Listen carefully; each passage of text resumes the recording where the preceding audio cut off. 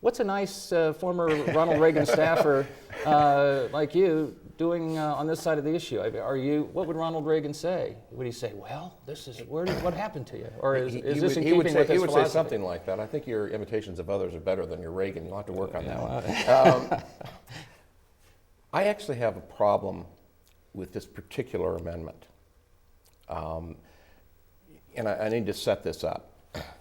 I firmly believe that the people should decide through their elected representatives what relationships we will and will not recognize and what legal consequences will and will not flow from that. Historically, that has always been the case, always. Now, why do I want the people to decide that? I think when the courts decide it, in particular we're talking federal courts here, let me give an example.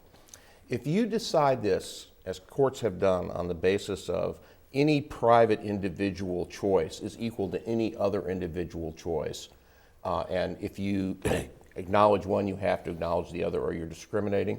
Okay, let's look at polygamy. I think polygamy is much, much different from traditional marriage. I think polygamy is much, much different from domestic partnerships or civil unions or gay marriage or whatever you want. We make these distinctions, but if you put it on the basis of any individual choice, the state can't do anything, it's pretty hard to see how you say polygamy is not a valid choice, or a bunch of other living arrangements that one could go through. I don't want the courts deciding this.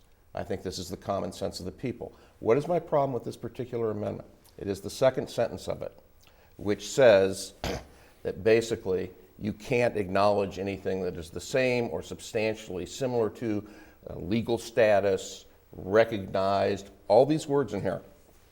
You have effectively turned it over to the courts, in my view, what our legislature in the future will and will not be allowed to do.